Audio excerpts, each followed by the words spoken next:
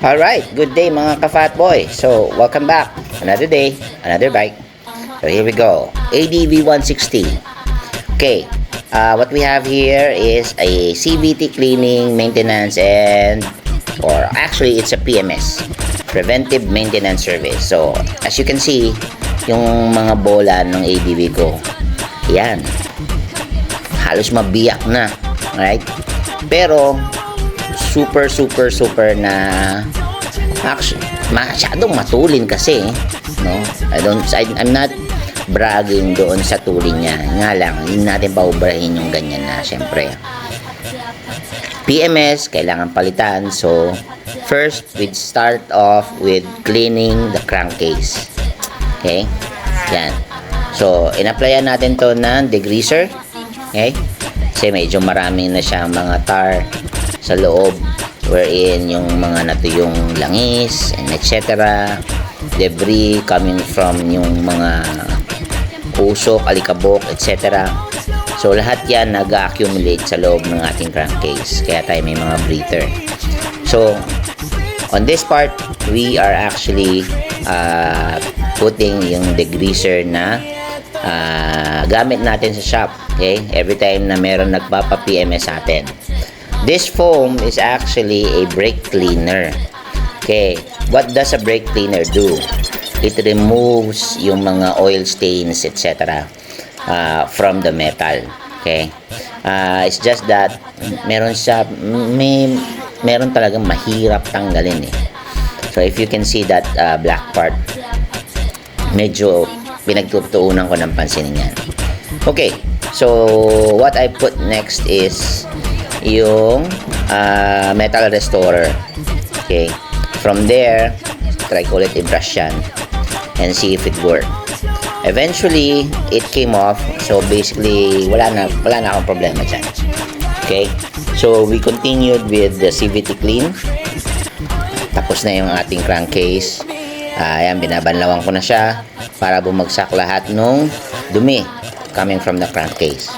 Alright, medyo binalikan ko lang just to be sure na okay na lahat. Right, yan, banlaw ulit. So on this part, kasi medyo usi ako sa mga ginagamit ko, mahirap gumamit ng something dirty, yan, alam mo naman, di ba? So here linisin naman natin yung mga parts ng ating CVT. Yan, nag-maintenance na rin ako sa aking torque drive. Kasi ang nangyari naman dyan is, aside from nagkantuhan yung mga bola ng aking flyball, no? Nangyari dyan kasi, kumalas din yung spring ng aking clutch. So, I had to dismantle yung aking torque drive. Yun. So, inayos ko yan. And yan, nilinis ko na rin sabay-sabay. Okay, this came from the yung degreaser na ginamit ko doon sa crankcase. Now, nung ko yan, actually medyo tanggal na nga yung isang spring.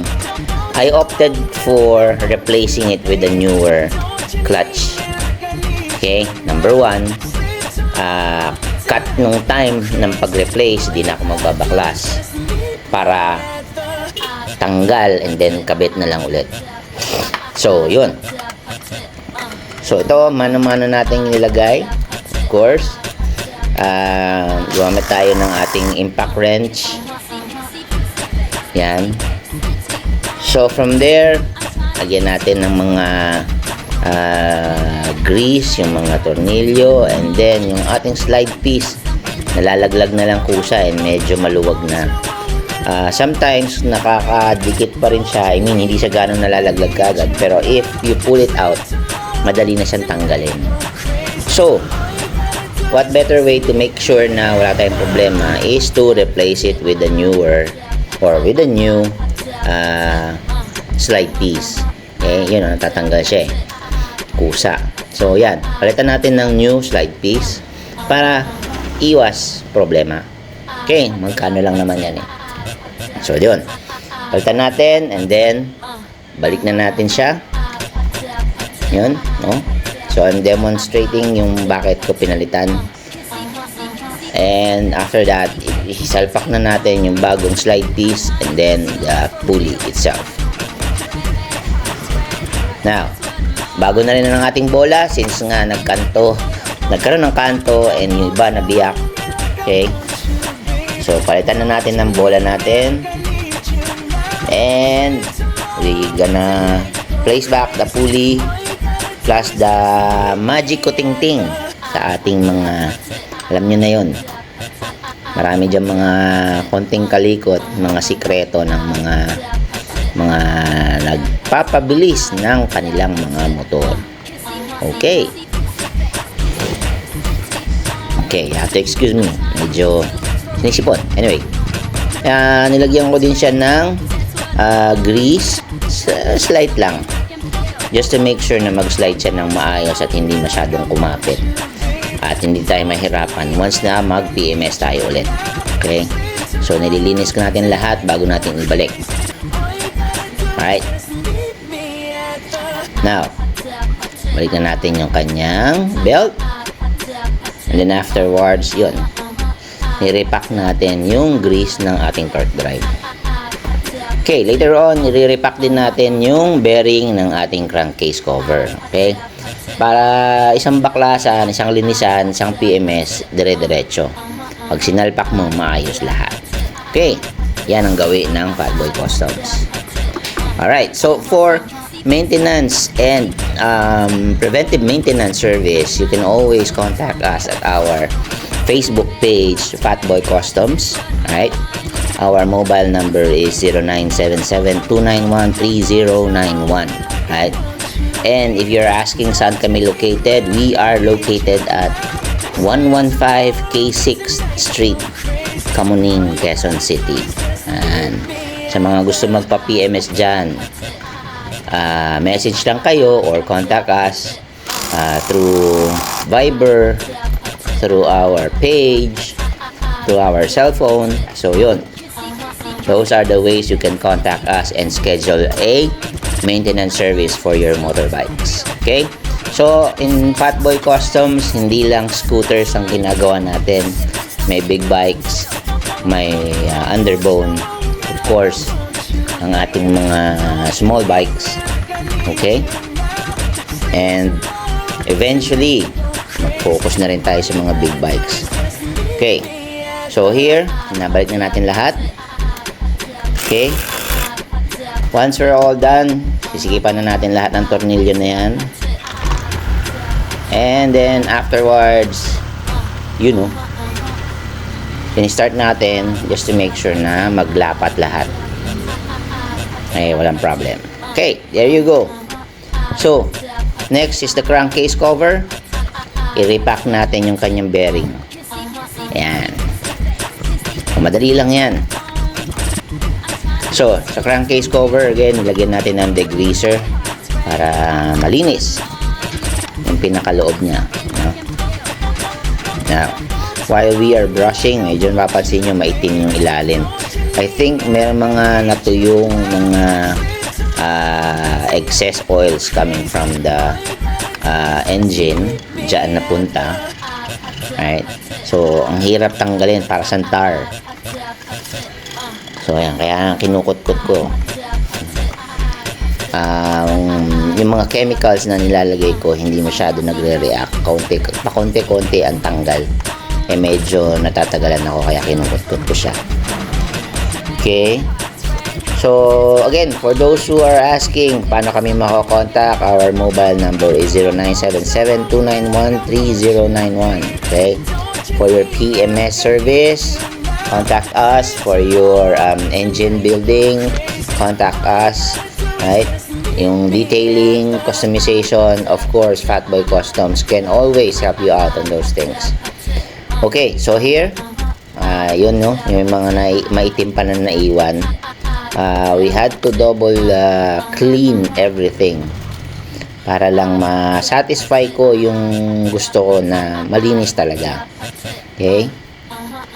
After kong banlawan, we'll proceed with repacking the bearing on our crankcase cover. Alright. There you go. So yan yung kanyang pambanlaw, pantanggal ng ibang langis pa na naiwan. Okay? And then afterwards, yun na tayo sa bearing. There. So, bearing na tayo. First off, yan, hinanginan natin para hindi tayo malagyan or maiwanan ng tubig sa loob ng crankcase para hindi masira yung ating bearing. Kumuha lang tayo ng puller ng lock. Alright. Ayan. So, yan, nilinis na rin yung ating lock. Okay, para pag binalik natin, wala tayong problema. The next is, tatanggalin ko lang yung cover ng bearing. Kahit na manipis lang na screwdriver, flat screwdriver. Okay, para lang siya masikwat. And then, makikita mo na yung pinaka-bearing. So, here, hinanginan natin para matanggal pa yung iba pang naiwan na tubig. Okay, na pambanlaw. And then, konting punas to make sure wala nang dumi na naiwan. And then afterwards, lalagyan natin siya ng high temp na grease. Okay? Yan, nilagyan ko bawat kanto, yung bawat singit, yung mga space in between the bearings. I'll make sure na kompleto siya sa grasa para pag umikot siya, tahimik at smooth na smooth ang kanyang paggalaw. Okay. Once na matapos natin yan, balik natin yung mga pinagtatanggal natin, like the cover. Of course, pupunasan natin para hindi masyadong messy at hindi pumunta sa torque drive yung grasa. So yun, binigyan na natin cover, and then afterwards, gamit din tayo ng puller, and then balik natin, reverse yung ating lock clip. Ayan. Ayan. Ayan. Balikan na. There you go. Okay, make sure na always on center yung ating mga dowels. And then, yung mga tornilyo, okay, na ibabalik ko. Okay, nilalagyan ko yung mga tip ng grasa. Why? There are times na pag meron tayong dinadaanan na baha, syempre, hindi maiwasan na pumasok yung tubig. And then, afterwards, it would convert into rust kasi nagkakaroon ng oxidation, and then it will convert to rust. So, minsan nahihirapan na yung mga mekaniko magtanggal. And, nakakaasar sa lahat yung maputulang ka ng tornilyo. Number 1, syempre, gastos yun. Number 2, yung time mo, mauubos, magpapatanggal, papa-extract. And then number 3, bibili ka ulit ng panibagong tornilyo. So, to avoid that, okay, ang paglalagay ng kaunting grasa sa dulo ng ating mga tornilyo ay hindi nakakasama. Of course, ito ay makakatulong pa para mapanatili at mapatagal yung buhay ng ating makina. So, yan. Nililinis na natin yung labas para pag binalik natin yung mga cover, eh, malinis na rin. So, everything clean, everything good. Eh. So, this one, yung cover natin is actually transparent. We got this from Shopee. Mura lang yan, but it gives a unique or a distinct look on our engine. And then also, yung ating crankcase cover, pininturahan ko yan. Nag-textured paint ako dyan, and black yung pinintura ko para maging uniform yung kulay niya. Okay? So, there you go. Tignan natin. Everything okay on this part. And after this, we are done with the PMS service on our bike. So, next is to ride it, test it, and there will be a good chance of, prolonging the life of our engine. Okay? And also, makaiwas sa mga problema. So again, thank you for watching Fatboy Customs. See you in our next video.